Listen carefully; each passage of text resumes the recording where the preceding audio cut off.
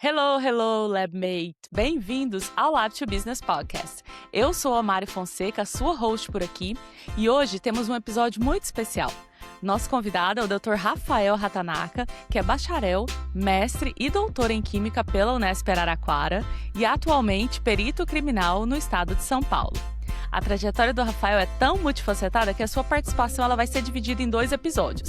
Nessa primeira parte, nós vamos mergulhar na sua atuação aí na perícia criminal, que é uma profissão que desperta muita curiosidade, mas que poucas pessoas realmente conhecem a fundo como todo o trabalho é realizado.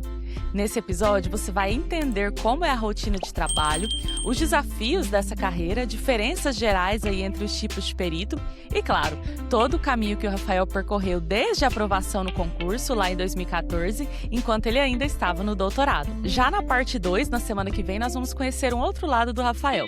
Ele vai nos contar como, junto com um amigo da pós-graduação, embarcou no universo da educação online através de um projeto aí que começou presencial e se transformou durante a pandemia. Apesar de ter sido picado pelo bichinho do empreendedorismo muito antes, enquanto ainda estava na graduação, mas ele vai contar tudo na semana que vem.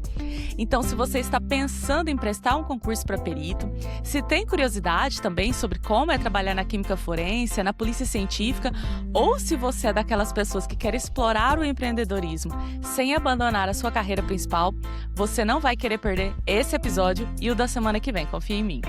Esse episódio tem o apoio do PROEC da Unesp. Rafa, seja muito bem-vindo ao Lab to Business. Um prazer ter você aqui com a gente, né? Eu sei que sua O prazer é meu, agenda é muito corrida, né? Mas fico feliz mesmo de você ter aceitado esse convite. Eu que agradeço o convite. Como eu te falei lá no comecinho, é meu primeiro podcast. E Olha, já começando com chave de ouro, né? eu que o diga. A gente fica mais agradecida ainda, né? De ser o primeiro de muitos, acredito, né? Que você vai participar ainda. Rafa, bom, eu costumo começar aqui com uma pergunta mais introspectiva, né? Que faz você pensar um pouquinho. Mas se você pudesse descrever sua trajetória profissional em uma única palavra, qual seria? Mas essa é difícil. Tem que pensar um pouquinho mesmo. Deixa eu ver, talvez. Só pode usar uma. Ah, às vezes eu sou boazinha, eu deixo usar uma frase, vai. Tá, deixa eu pensar. Então vou tentar Resumir. participar do desafio e resolver em uma palavra só. Olha, Mari, talvez seja perseverança. Olha, por quê? Eu acho que, principalmente na parte profissional, eh, nunca foi muito fácil. Não é fácil pra ninguém, né? Mas, eu sempre tive o lema de continuar, de não desistir. Tiveram momentos para chegar, assim, até a profissão que eu exerço hoje, que foi muito difícil, né. Claro, cada um tem seu tempo de vida, mas, eh, quando eu estava estudando para passar nesse concurso, eu já fazia doutorado, eu trabalhava e, assim, não sobrava quase tempo para estudar, a não ser a madrugada. É. E ali tinha dias que era muito cansativo ficar estudando. Tão cansativo que eu lembro de sentir dor física do cansaço. Mas Nossa, assim, nunca desisti e minha esposa sempre do lado: "Não, vamos lá, descansa 15 minutos, eu te acordo, você vai lá, estuda mais um pouco". Então eu acho que é isso, foi o momento que eu mais lembrei quando você fez a pergunta e tô colocando aqui em uma única palavra, vai. Aceitando o concordo, seu Rafa. desafio. Bom, eu falo que concordo, porque eu te conheço um pouco da sua trajetória também, né? A gente vai explicar muito aqui da sua versatilidade, né, profissional, mas eu acho que essa palavra vai traduzir muito bem aí a sua jornada mesmo. Rafa, eu acredito que muita gente, assim, né, que está fazendo química, faculdade de química ou de farmácia, eu falo química e farmácia porque é o que eu conheço mais, mas às vezes até outras, enfim. E flerta um pouco com essa profissão de perito, né, ou com a ideia de virar perito, ou talvez até muita gente possa escolher cursar uma dessas faculdades, né, justamente pelo fato de poder se qualificar, né, para prestar um concurso assim de perito. E você chegou lá, né? Você chegou lá e eu queria saber, quando você decidiu, o Rafa do passado, fazer química, né, cursar química, era o seu sonho virar perito ou isso foi meio que acontecendo? Não era bem o meu sonho. O meu sonho, assim, de criancinha era ser piloto de avião. era isso que eu queria. Sério? É. Mas aí tiveram algumas intercorrências, acabei quebrando o braço e tal, aí isso eu tive que mudar de rota, né. Recalculou a Mas rota, né. é, quando eu fui prestar o vestibular, o que me chamou mais atenção foi o nome do curso, que tinha a possibilidade de ser bacharel em química tecnológica. E como eu Hum. vinha dessa área de computação, na minha cabeça lá de 18 anos, eu falei: "Nossa, é muito legal, eu gosto muito de química". E aí química tecnológica, inclusive, acho que é a Ou melhor seja, coisa que né. tem. Aí eu me inscrevi e acabei passando. Mas assim, não era, eh, se a gente fosse pensar lá do passado, de criança, não era a minha primeira opção. Mas a vida vai levando a gente e acabou se tornando minha primeira e única opção, né. Sim. Melhor opção, digamos assim, não única. E acabou se tornando o que te levou também, então agora, né, a poder conquistar, né, essa profissão nova, né, de perito, né. Eu queria te Ah, sim. perguntar, que você mencionou, né, que não foi fácil, você teve que perseverar muito, né, durante a preparação aí. Quanto tempo você acha, você tem uma ideia de quanto tempo demorou até que você decidiu, eh, "Vou vou tentar algo nessa área", e até que veio a aprovação no concurso? Olha, a gente, como cientista, é muito curioso sempre, né. Sim. E acho que essa é a nossa melhor qualidade. E assim, eu já vinha prestando alguns concursos para me preparar, né, porque assim, a gente quando você vai prestar um concurso é igual prestar vestibular. Você vai fazendo uns treinos antes, né, tem os vestibulinhos, tem os testes pré-vestibulares, e eu usei alguns outros concursos mais, que abriam com mais frequência, para ir treinando, sempre da mesma banca. E aí quando abriu, eu decidi fazer, né, eu cheguei a olhar a inscrição, num concurso anterior, mas não fiz, por causa do momento que eu estava vivendo de vida, né, de mestrado, na época eu tinha começado não, ainda eu estava namorando o emprego, que a Tá, gente na só época vive você estava no mestrado então? no primeiro deles, No né, primeiro que você não chegou a é, fazer? aí Uhum. aí aí você fica meio assim, não sei, tem aquela insegurança. Aí depois eu falei, aí no 2 anos depois abriu de novo. Aí falei: "Não, agora não posso mais abrir mão, né, vamos É. lá, agora vai ser". Então, Mari, acho que levou mais ou menos ali uns 2, 3 anos pra fazer essa decisão. Aí a aprovação ela demorou um pouco mais, porque foi um curso muito longo, cheio de recursos, né. E então o edital abriu em 2013, a prova foi no comecinho de 14, eram 44 vagas, eu fiquei dentro dessas 44 e fui chamado só em dezembro de 17. Então foram Ah, 4 demorou um anos aí de pouquinho, né. certame até eu conseguir chegar. Entendi. E quando acontece isso, você não tem uma ideia, né, uma previsão de quando vão te chamar, se vão ou não? Não dá para saber, Não porque dá, né? depende muito, né, depende muito de política de governo, depende muito de verba, depende muito de momento. Mas aí, enquanto isso, o legal foi que eu consegui terminar o doutorado, enquanto estava esperando Verdade. a convocação, a nomeação. E enquanto isso fui publicando, fui trabalhando, ganhando experiência e mais bagagem, né, para conduzir melhor a atividade hoje. Sim. Rafa, e você estudava sozinho na época? Você fez algum curso? Como que foi? Foi sozinho, foi Sério? sério. Peguei os caderninhos lá, ó, as apostilas do ensino médio e do pré-vestibular, e comecei a rever. Peguei o edital e fui tópico por tópico, mas eu fui mais objetivo na questão do estudo. Eu selecionei as questões que já tinham caído anteriormente e algumas outras questões daquela banca específica.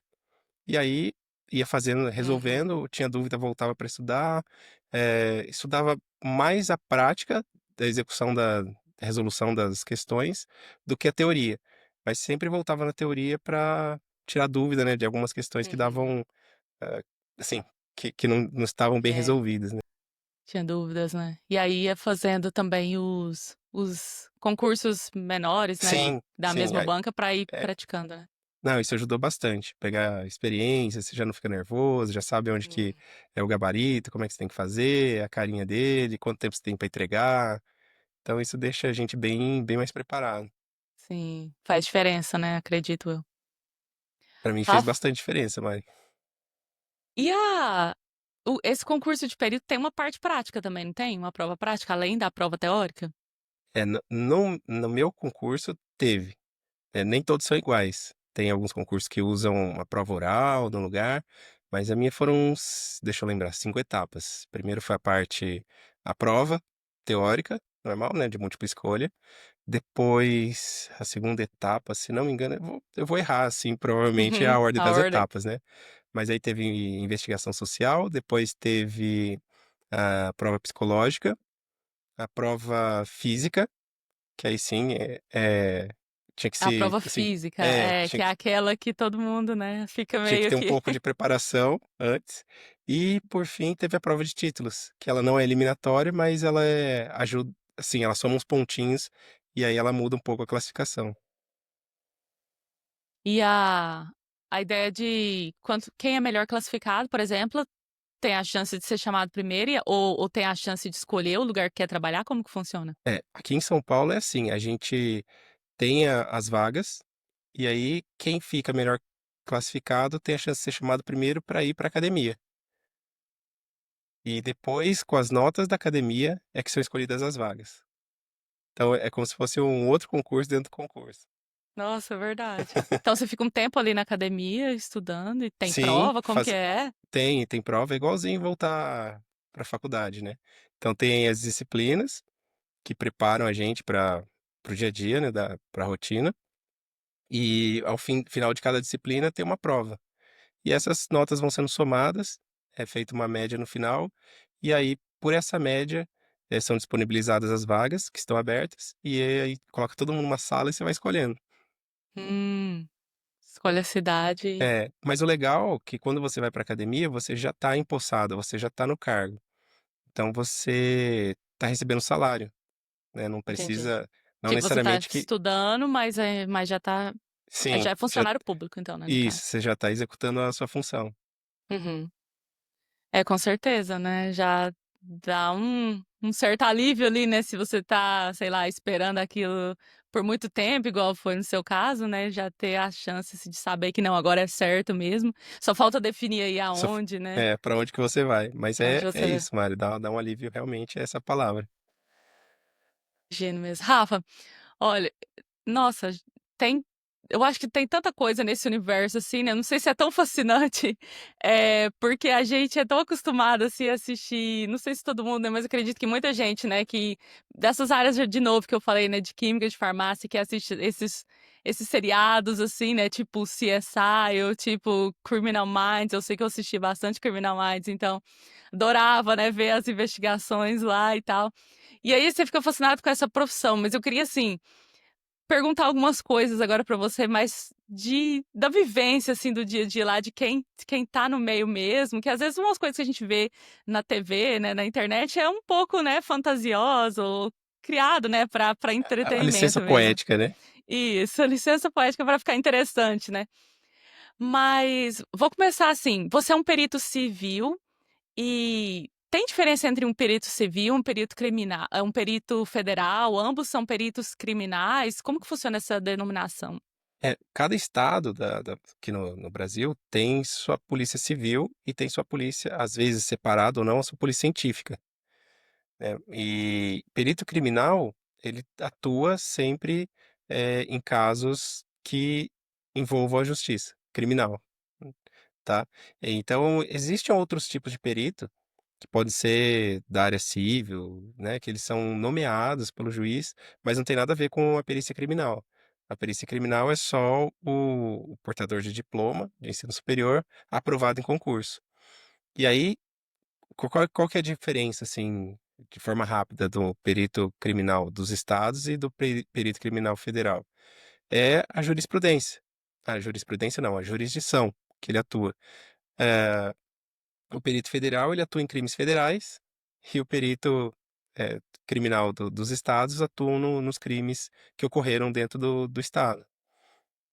Entendi. Então, basicamente é isso, executa o mesmo trabalho, mas um a nível federal e o outro a nível dos estados, Isso. né? É, o perito, Mari, assim, a gente aprende que eles os nós peritos somos os olhos do juiz.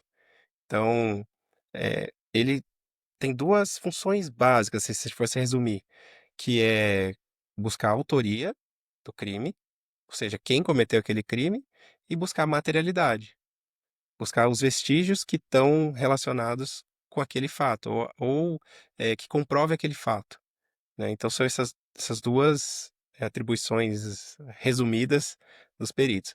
Aí só muda, por exemplo, o perito federal vão ter alguns casos, né, que a gente vê na televisão, de crimes federais, que eles estão envolvidos. Então, por exemplo, análise de mídia, né, de um vídeo para ver se ele não está adulterado. O perito criminal faz e os peritos estaduais também fazem. A única diferença é que esse vídeo está envolvido num crime federal e o outro está envolvido num crime estadual. Estadual não, né? Dentro do estado. Uhum. E pode acontecer, por exemplo, em alguma situação de ambos terem que trabalhar juntos, assim, em algum caso? Olha, Mari, eu não vi nenhum caso assim, tá? Agora, pensando rápido aqui, hã, não sei não sei se teria essa assim, porque no final das contas, o que o perito produz é um laudo pericial, que é mais ou Uhum, menos o que a gente, quando a gente escreve um artigo, te relata tudo o que foi feito no experimento, e aí tem um fim, né, que é aquele papel, aquele laudo, aquele uhum. documento, né, não é um papel, é um documento. E aí esse documento, provavelmente, ele é assinado dependendo da jurisdição de cada atuação, Hum. mas eu não tenho certeza se poderia os 2 trabalharem juntos Tipo, ou haver não. essa É, colaboração, né? uma boa pergunta, inclusive. Fica aí depois, se soubermos de evidências, a gente É. atualiza esse segmento aqui. Rafa, e como que funciona, assim, a rotina prática mesmo, assim, de um perito? Quais que são as suas responsabilidades? Tem uma rotina, assim, definida ou cada dia é algo? Como que funciona? Aí vai depender de onde você está alocado. Então vamos lá, tem 2 tipos de perito: o perito que trabalha em locais externos e o perito que trabalha interno. Então, os externos, como é que funciona? Pelo menos aqui, tá, que eu conheço. Não tem muita rotina, né, então a gente é escalado em plantões, e aí, na execução desses plantões, é igual no hospital, né, o médico provavelmente não sabe qual é o paciente que vai cair para ele, qual caso vai cair, e o perito também não sabe. Então pode ser desde um furto, como pode ser um homicídio quádruplo, né, um acidente de trânsito com vítima. Então isso vai muito da da ocasião, né, do que está acontecendo no mundo, e aí se o perito está escalado naquele plantão, ele necessariamente tem que atender. Já os peritos que trabalham no laboratório, internamente, é um pouco mais regrado, né, essa rotina. Então, por exemplo, laboratório de DNA, provavelmente não, né, mas o trabalho envolve, extração, amplificação e elaboração do laudo. É assim que vai acontecer praticamente todos os dias. O que vão mudar são as amostras que As chegam, amostras. né, dependendo do lugar que ela foi coletada, como ela foi coletada, e aí o desafio do perito ali é tentar trabalhar essa amostra para conseguir extrair o máximo de informação que ele conseguir. E é basicamente isso, né, então tem alguns peritos que têm rotina e tem outros que não têm. Uhum. No seu caso, você é externo, então, certo? Eu já fui externo Já foi externo? e hoje eu estou trabalhando no laboratório de Hum, de mais precisamente laboratório de entorpecentes. Então eu trabalho com química forense hoje. entendi. Rafa, e como que é definido, assim, já quando você tá na academia, de polícia lá e você termina o curso, como que eles definem quem que vai ser externo, interno? Você pode escolher ou como que funciona? Ó, de modo geral, Mari, todo mundo vai ser externo na hora que sai da academia. E aí você passa algum tempo, e aí dependendo das vagas que vão abrindo, né, assim, pelo interesse da administração pública e pelo seu conhecimento, pela sua afinidade, você vai sendo direcionada para as outras vagas. Entendi. Então, se alguém quiser prestar um concurso aqui no estado, já tem que pensar que 99% de chance de começar, como perito externo, Uhum. atuando nos locais de crime mesmo, que é onde a gente, vê mais os seriados acontecendo, né. Acontecendo, é verdade. É engraçado que eu acho que não sei, parece que eu tinha essa ideia, eu não sei se é bem claro isso, né, mas, que a gente pensa que, se você presta um concurso no pode variar de estado, igual você falou, né, mas se for no Uhum. estado de São Paulo, então, nem sempre você e muito provavelmente você não vai ser direcionado, então, para o laboratório, né. Que É interessante. difí existe a possibilidade sim, Mari, depende da necessidade de cada núcleo, né, depende da necessidade de cada laboratório, mas, assim, as chances são pequenas de você já começar na sua área, assim, de expertise. Tem outros estados que já exigem, já no concurso, a sua especialidade. Então, nesses outros estados, você vai ser direcionado com certeza para aquela área. Entendi. No seu caso, então, no estado de São Paulo, por exemplo, não exige essa especialidade? Você, por exemplo, é graduado, né, em química, tem uma área de formação em química. Outras áreas de formação também poderiam, por exemplo, Farmacêutico, por exemplo, sim. sim, é, E assim, aqui no estado de São Paulo, nós somos mais generalistas no concurso, né, não tem concurso para vagas específicas. Por exemplo, na Polícia Federal, os concursos são mais direcionados. Creio que em Santa Catarina também são mais direcionados. Cada estado tem sua forma de trabalhar e, assim, depende muito da experiência, como que esse estado se desenvolveu e foi lidando com essas demandas, né. uhum. E no estado de São Paulo, então, você vê mais, química e farmácia seriam as áreas, Não, Mari, tem assim, tem de tudo. é? Tem físico, engenheiro, hã, médico veterinário, biomédico, hã, dentista, Nossa, que interessante. zootecnista, tem muita coisa. Tem Ah, muitos então é cursos, bem tem muitas bem graduações que são abrangente. aceitas. Uhum. É bem abrangente. Nossa, que legal. Rafa, e o fato de você ter essa formação em química, né, creio que te ajuda bastante, assim, né, agora como você está, comentou, né, que você está como perito interno, eh, você percebe que faz a diferença, assim, ou tem muita coisa nova que você tem uma base, eh, mas muda muito ou você percebe que o que você estudou lá no mestrado, doutorado, enfim, te ajuda bastante agora no seu dia a dia? Ajuda bastante, Mari. Assim, eu falo que quando a gente entra na perícia, o que que você tem em mente é saber o método científico. O que que é isso? São as 3 etapas do método, né. Você tem uma hipótese, então, vamos colocar aqui, já falando de CSI, né, vamos colocar aqui uma Sim, hipótese bom. que aquele local de crime trata-se de um homicídio. Então você vai testar essa hipótese, é o segundo passo. Você vai fazer experimentos, assim como no laboratório, né, só que são outras formas de experimentação. E aí, o terceiro passo é, você aceita ou rejeita aquela hipótese. Então esse é o método científico que é aplicado, assim, cotidianamente na Na perícia. prática, né. É. Sim. E agora os conhecimentos específicos, eles acabam entrando no segundo passo, que são os experimentos. O curso de química, ele me permitiu ter bastante conhecimento de forma mais ampla, né, porque tive parte de física, principalmente física experimental, que dá muita diferença na hora de você analisar um local, Hum.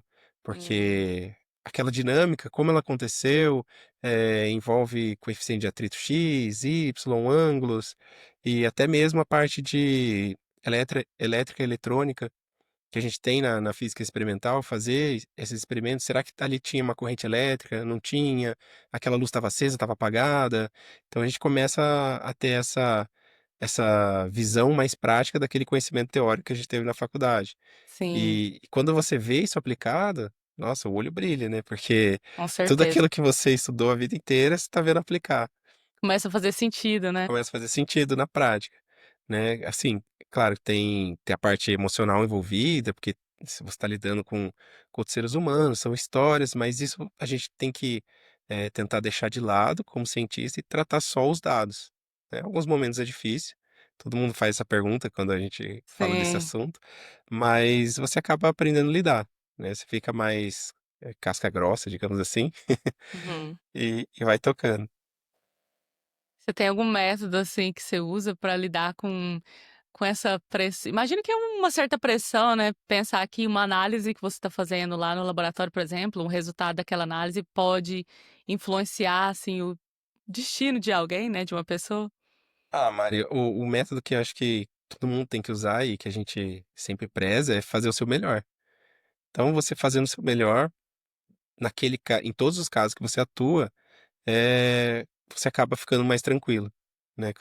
Acaba conseguindo dormir colocar a cabeça no travesseiro e dormir, porque você sabe que se porventura acontecer algum erro, aquele erro não foi proposital, ou você tentou cobrir todas as hipóteses para não cometer aquele erro, né? Claro, todo ser humano está suscetível a erro, mas desde que você tenha o empenho 100% focado naquilo, a chance diminui muito, né.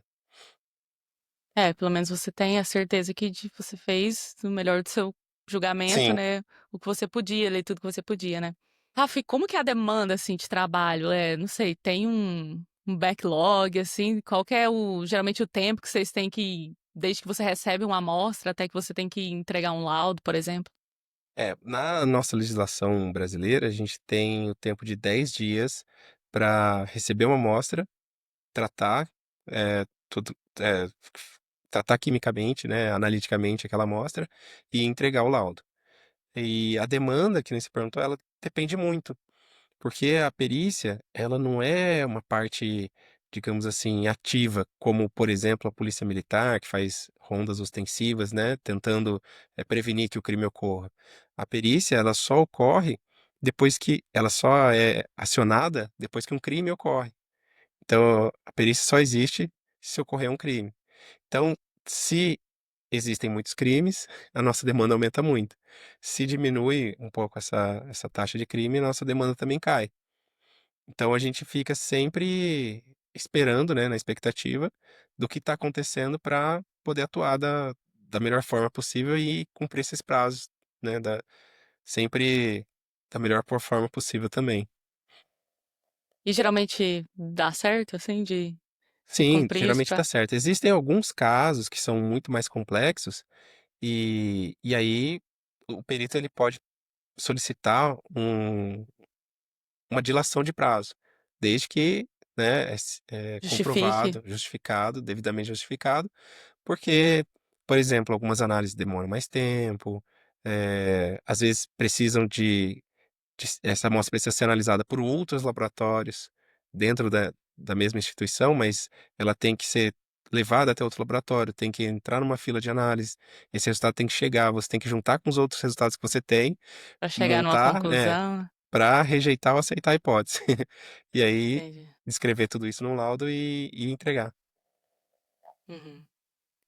E eu fiquei pensando aqui, né, voltando, você comentou que durante as etapas do concurso, né, a última etapa é a prova de títulos, né, e que não é eliminatória, mas é classificatória, né. E você, então no momento você já tinha concluído o doutorado? Você tinha o Não, eu diploma? estava concluindo o doutorado. Até falo que nessa Entendi. etapa eu tive sorte do concurso ter demorado, Olha, que aí deu tempo de eu terminar o mestrado, escrever os artigos, participar de outras publicações, né, em colaboração, no laboratório, e quase não, na prova de títulos eu não tinha terminado o doutorado, eu entendi. estava terminando.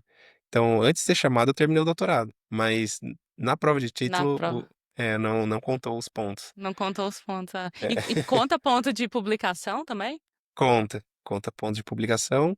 Tem algumas regras, né, a publicação tem que ser na sua área ou na área de criminalística, não pode ser uma publicação aleatória, as revistas têm que ter uma certa, eh, um grau de Fator de impacto, qualidade, essas coisas. para poder ser aceito. Publicação Hum, de livro também conta, e os títulos em forma geral, né, as pós-graduações. uhum. E o que que você vê, assim, dos seus colegas lá, né, a maioria tem um mestrado, doutorado, a maioria que é admitido tem graduação e uma pós, eh, lato sensu, como que é o perfil geralmente das pessoas? É bem diversificado, Mari, mas assim, pelo menos hoje, das pessoas que estão no laboratório que eu atuo, a maioria tem pós-graduação. A maioria não, é todos. Então, Pós-graduação que você fala mestrado, doutorado? mestrado, doutorado e a especialização também. Uhum, Então, assim, o cientista ele é meio inquieto, né? Ele tá sim. sempre procurando, Gosta de fazer alguma gosta de coisa, né? é, e acaba que nós como os policiais científicos não somos diferentes, né? Uhum, com certeza. Eu pergunto mais no sentido, assim, que a minha ideia foi que geralmente, às vezes, né, tem um concurso ou algum cargo, né, público, e aí os requisitos são, graduação. Mas quando a gente vai ver, né, as pessoas que passam, que são admitidos aí, todo mundo tem mestrado, doutorado. Então, às vezes, a pessoa fala: "Ai, graduação é o que tá pedindo", mas quando você vai na prática mesmo concorrer, são todo mundo que tem mestrado, doutorado, e muitas vezes isso conta pontos, né, que às vezes, mesmo que a pessoa que só tem uma graduação vá muito bem na prova, é difícil, esse gap, assim, né, se ela não tem essas titulações, né, mas então, igual você falou, a maioria tem mais do que uma graduação, né, então, é é Mas mais ou tem menos o gente, perfil. Mari, que mesmo, assim, que consegue passar, tem uma boa nota, né, na graduação, até porque aquelas disciplinas estão mais frescas na cabeça, Verdade. e que elas acabam fazendo a pós depois que elas entram na perícia. Então, às Hum, vezes, elas procuram se aprofundar mais daquela área que ela está atuando. uhum, Então entendi. existem peritos que fazem a pós-graduação depois de já ter passado no concurso, então eles acabam nem utilizando aquela pontuação nem existiu, né, na hora que eles prestaram o Entendi, para concurso. eles serem admitidos, Sim, verdade. Então você acha, assim, que talvez é seguro dizer que para eh, pra eu me tornar um perito, vamos dizer do estado de São Paulo, até porque você falou que já tem muitas variações aí de estado para estado, ou talvez federal também.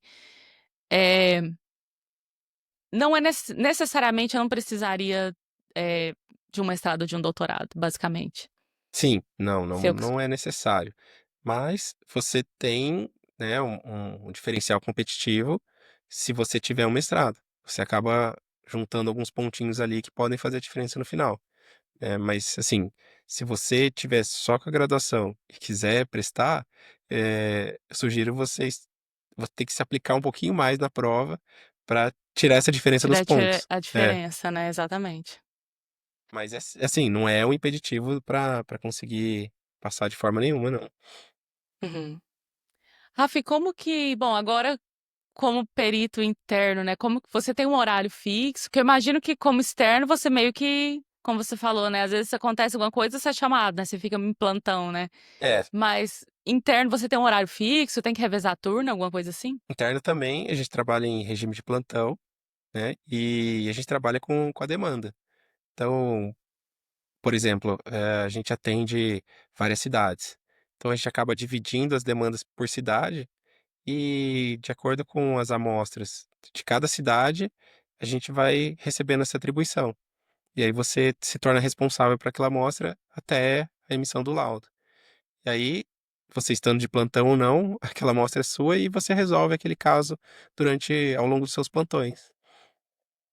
Entendi, então você meio que tem um caso e aí quando for os seus plantões você continua trabalhando nele então? Sim, sim. Cada um é designado, por exemplo, para Exata, para essa é um a caso palavra, é então? designado. Designado, né? Aham. Nossa.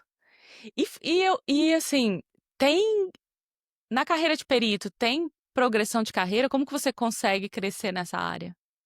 Isso está mudando, porque mudou a legislação da Polícia Civil Nacional e os estados agora têm que acompanhar, né. Então, provavelmente o que eu tô falando aqui vai mudar até o ano que vem. Mas hoje funciona da seguinte forma, Mari: são 4 classes, né, terceira classe, que é onde a gente entra, segunda classe, primeira classe e classe especial. Então você tem 2 formas de ascender na carreira, ou por merecimento ou por antiguidade. Então depois que você atinge um determinado tempo na carreira, você acaba subindo de classe.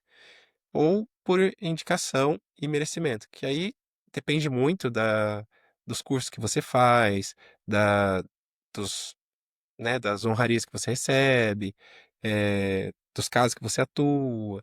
Então, se você não tem muitos atrasos, e aí você acaba sendo indicado para a promoção, passa por uma comissão e aí eles aprovam ou não o seu nome para ser promovido.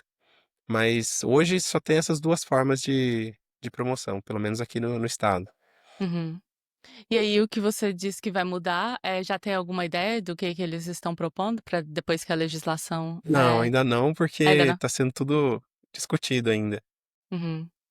Estamos no A gente começo, né, vamos ver o que que é, vai tá todo mundo ansioso esperando sair esse novo essa plano aí. atualização. É, Rafa, eu lembro quando eu estava na faculdade, né, eu tinha um professor que eu não lembro direito exatamente o que que ele era, mas ele era alguma coisa, acho que do exército, ele era farmacêutico também, talvez ele seja um farmacêutico, ele era um farmacêutico do exército e ele era professor nosso também. Eu lembro de ele falar que ele trabalhava, acho que com forense também, inclusive o professor Renato, né, da Uniub, se algum dia ele ouvir esse podcast aqui, foi muito importante durante a minha formação, acho que foi um dos, sim, um dos professores que eu lembro pra sempre, assim. Mas eu lembro dele falar, né, porque eu tenho porte de arma, eu tenho que andar armada, alguma coisa assim, né. Eu lembro que na época eu gostava bastante de química forense também, com a maioria dos meus colegas, mas isso pra mim, assim, foi meio que uma como é um que ele choque. choveu na minha festa, assim, porque eu falei: "Ai, gente", eu sempre fui muito medrosa, assim, eu falei: "Ai, essa questão de arma já não é comigo, né". Então eu já nem, tipo, eu nem dei mais ideia pra essa carreira, assim. É realmente desse jeito mesmo? Como que é essa questão, assim, da segurança? Você se sente seguro, exercendo essa profissão? É assim, Mário, a arma e o seu colete, eles são instrumentos de trabalho, assim como o Becker, assim como a bureta, a proveta, né. Claro, você sempre tem um treinamento prévio, ninguém recebe, assim, um armamento sem estar apto para aquilo, né. Então tem, sim, além do concurso, além de todas essas etapas, dentro da academia, você tem um longo treinamento também, antes de você ter habilitação, né. Então você vai adquirindo essa habilitação, assim como para dirigir um veículo, para ter esse porte, você também vai adquirindo, passa por provas e aulas teóricas e práticas, até você receber, até para você garantir a sua segurança, né, segurança dos colegas, assim, para você ter também essa confiança, né, no equipamento que você está recebendo. Então, Mari, assim, acaba que você aquilo ali se torna um instrumento de trabalho e passa a ser mais corriqueiro dentro da sua vida, né, dentro da sua vida profissional. No começo também, assim como você, eu achava: "Não, isso não é pra mim e tal", mas aí você vai entendendo, né, assim, o medo ele surge do desconhecido, tudo que é Sim. desconhecido gera medo. Quando você passa a conhecer, entender e ter proximidade e ter treinamento, e aí você passa a ter confiança, o medo ele acaba saindo, né. E como faz parte da profissão, então você acaba aceitando. E depois acaba virando rotina, assim, você Sim, pode, acaba virando né. rotina, né. E, Rafa, tem algum eu sei que, né, deve ter casos, assim, sigilosos, né, que você não pode comentar detalhes, enfim, mas tem algo que você possa comentar que, sei lá, foi algo que te marcou, ou porque foi bem desafiador, ou porque foi, assim, sei lá, algum, caso extremo, assim, que aconteceu durante a sua prática aí nesses anos como perito? Eu posso falar de um caso que, bom, tá na mídia, né, assim, eu não vou entrar em detalhes, tudo que eu vou falar aqui não não é nada sigiloso, já tá em qualquer portal de notícia, tem até vídeo no YouTube, que foi um caso da morte de um policial aqui né, na cidade, e depois descobriu-se que foi um crime passional. Então a gente trabalhou muito intensamente nesse caso para conseguir fechar, né, a Polícia Civil também atuou muito bem nesse caso, que fazendo a parte da investigação. E eu lembro que a gente rodava, assim, dias, horas e horas e horas trabalhando nesse caso e ele acabou que no final das contas, né, a gente descobriu, foi um homicídio com todas as qualificadoras possíveis, a vítima não tinha, chance de defesa, teve tentativa de ocultação de cadáver, eh, então tinha 3 pessoas envolvidas, né, então foi um crime bem, eh, assim, todas as qualificadoras de homicídio que você possa imaginar tinham. Entendi. E e aí a gente precisava entregar todos esses laudos de uma forma mais rápida e eficiente. Então a gente trabalhou muito pesado, né, o outro Rafael que trabalha comigo, a gente trabalhava no plantão, isso aconteceu no plantão dele, acabei herdando algumas coisas, porque eu rendi ele no plantão, e assim, todo esse empenho da equipe, dos fotógrafos, etcétera, acabou rendendo um prêmio pra gente, e aí Olha. é, o entregue pelo governador e tal. Foi bem legal e esse caso marcou bastante, né, porque foi um caso que exigiu muito da gente, era muito trabalho, muita, entre aspas, assim, pressão, Uhum. e como a Polícia Civil já tinha identificado quem eram os autores, depois já teve a parte de reconstituição desse caso também, então teve bastante mídia em cima, então eles ficaram filmando, e aí você acaba, né, tendo uma pressão social junto para entregar esse resultado logo. A população ela quer saber, né, o que aconteceu. Sim, o que A aconteceu? família da vítima quer saber, ela merece saber, né. Então, foi bem legal. Inclusive a gente utilizou muitas técnicas que a gente aprende na academia, tanto a parte de hematologia, parte de química forense, né, utilização de luminol, Uhum. algumas partes, assim, por exemplo, de o rastro do carro, as marcas do carro que ele deixou no solo, depois foi feita a comparação com o pneu dos carros de um dos autores, e aí bateu claro, né, o pneu é genérico, mas se já é um indicativo de que aquele carro sujo de barro, provavelmente passou naquele local, Sim. ou um carro muito parecido com aquele, então isso tudo foi levando, né, a gente, Ou seja, ah tudo junto vai ajudando a montar o o quebra-cabeça, né. quebra-cabeça, né. Teve tentativa de ocultação dos vestígios, a parede onde foi projetado o sangue da vítima estava pintada, para você ter noção, então a gente teve que procurar bem ali, encontrar, né, pra encontrar materialidade para provar que foi ali aquele local do crime, exato, porque o cadáver foi encontrado em outro local, né, dentro de um carro carbonizado, junto com um colchão, então, assim, foi bem intenso e marcou bastante. Nossa, eu imagino mesmo. E aquelas coisas que a gente vê na televisão de tipo, aqueles quadro branco, sabe, com todas as fotos ali de suspeitos, as flechinhas que leva pra aquilo lá existe mesmo ou É que é assim, Mari, aquilo lá é que a polícia americana, a polícia aí, ela trabalha um pouco diferente daqui, né, aí eles são mais, a mesma polícia faz praticamente tudo, né. Aqui não, existe a polícia militar, que ela faz a parte de ostensiva, então ela tenta evitar o crime, e depois que o crime acontece, entra a polícia civil, que faz a parte da investigação, e tem a polícia técnico-científica, que faz a busca da autoria e materialidade, né, com a prova técnica pericial. E aí a gente não tem tanto acesso, assim, o perito tá no local, ele encontra, por exemplo, uma arma, ele já tem um suspeito atrás dele, ele vai lá e prende o suspeito, ou ele vai e faz né, vai até a casa, faz as diligências e, né, isso não tem. Cada um no seu quadrado, e isso ajuda tem um tanto pouco acesso ao todo, né, no caso, assim. acesso ao todo, isso ajuda um pouco não, ajuda bastante, né, na impessoalidade do caso. Então, né, várias pessoas, várias esferas atuando, cada uma independente, para produzir, um resultado, né. Nossa, é bem legal, né, quando imagino que um caso, assim, que tem muita cobertura da mídia, é uma pressão, né, igual você falou, e uma pressão por resultado também, né, mas quando, né, o trabalho é a oportunidade também de trabalhar em conjunto, assim, e render bons frutos, né, igual você falou do prêmio também, né, muito legal.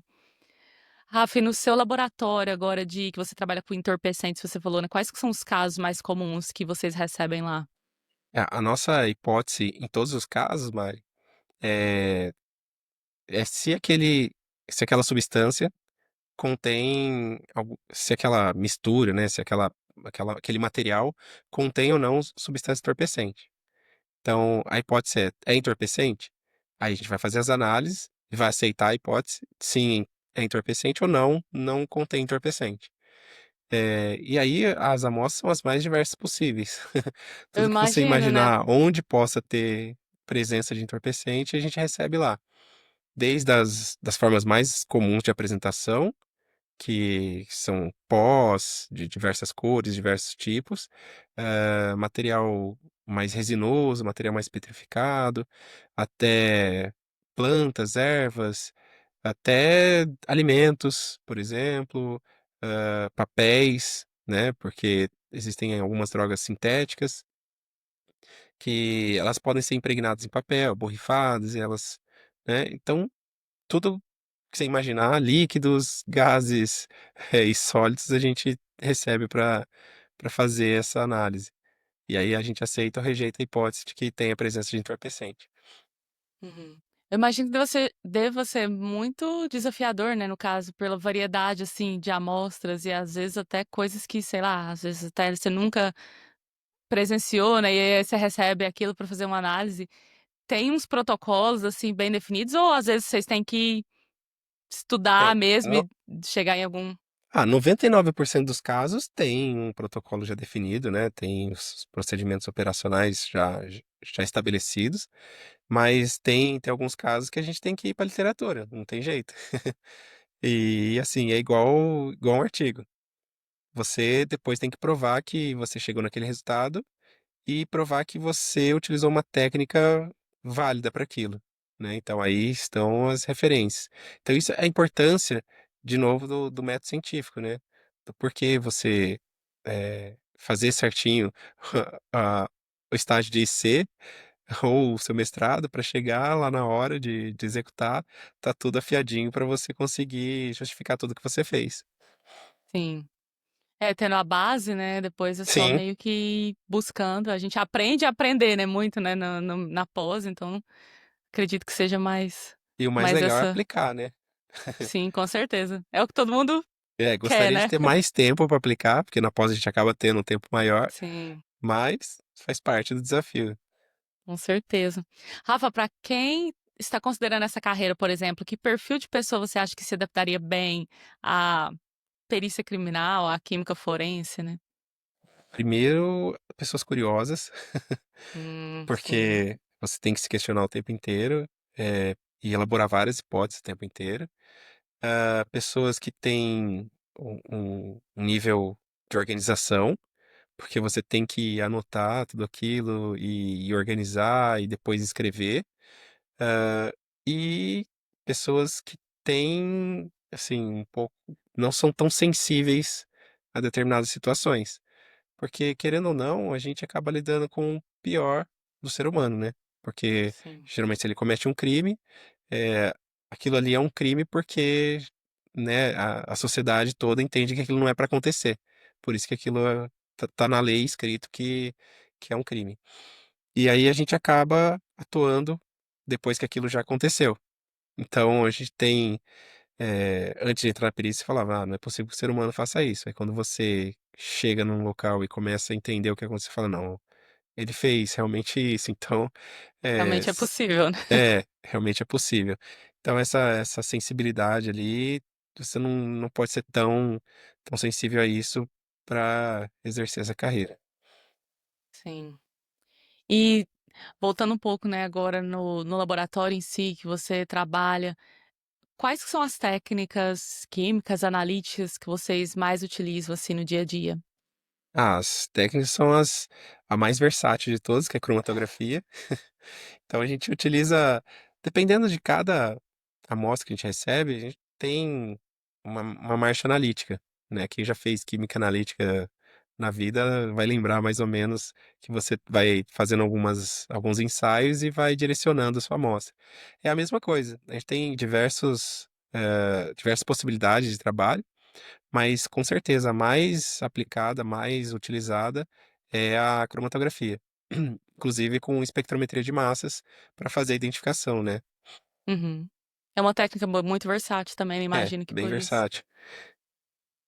Em breve E, teremos também infravermelho, mas assim, já olha, tem bastante, vários laboratórios do estado já tem infravermelho também, então tá sendo bem legal, né, essa aplicação da química analítica. Assim, acho que 100% do que a gente faz é química analítica, né? E aí você pode escolher as suas técnicas que você vai trabalhar.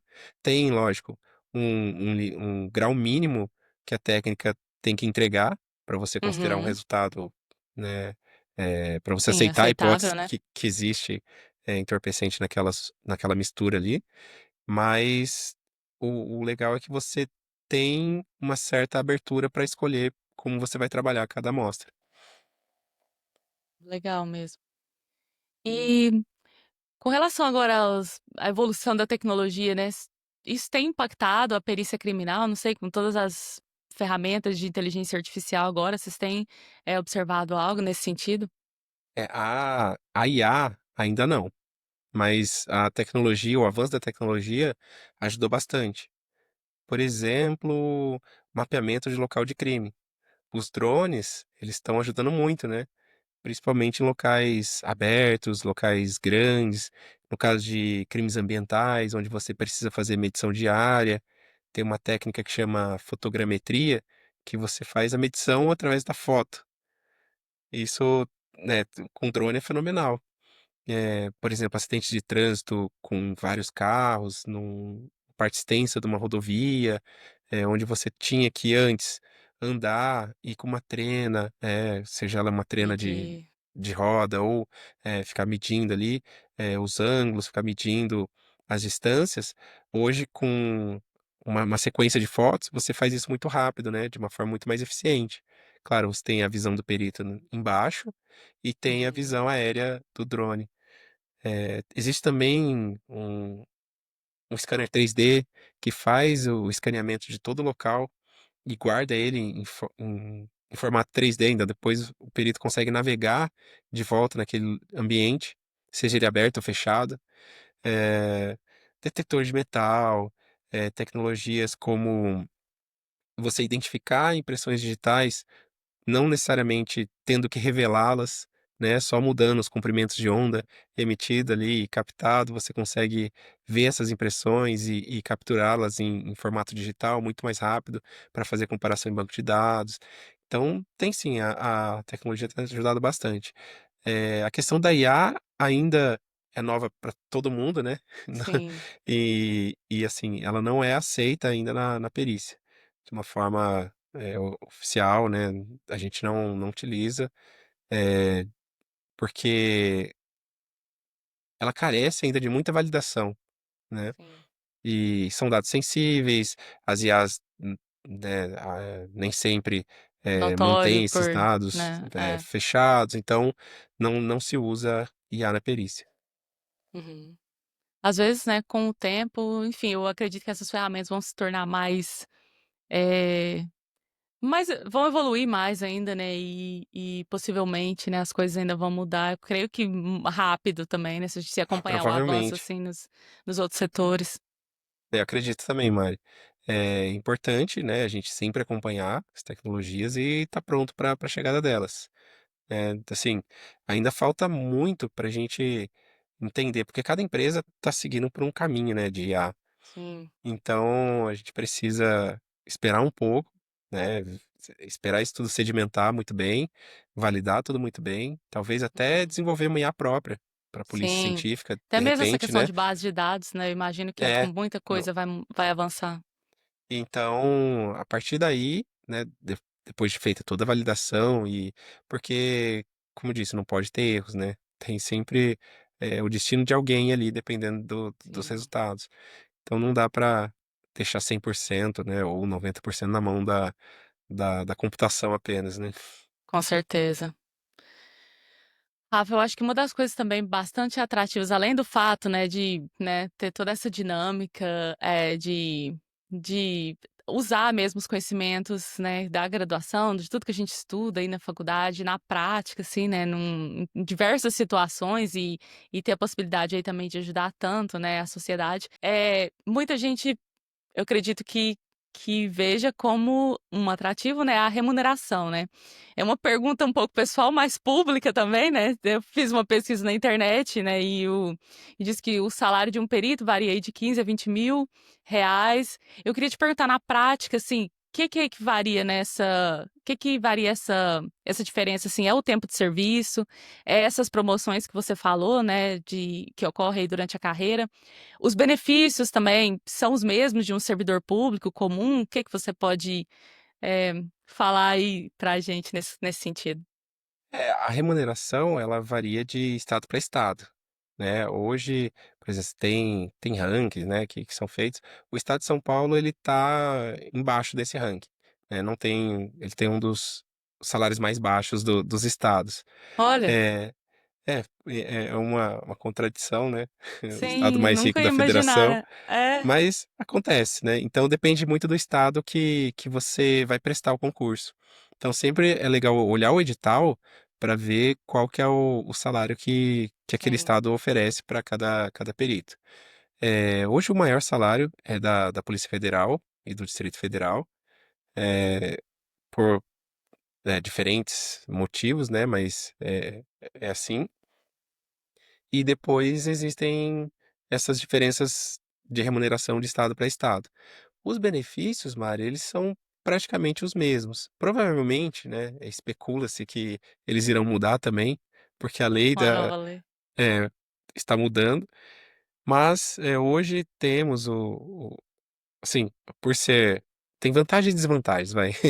Não sermos CLT, você tem o enquadramento funcional como estatutário.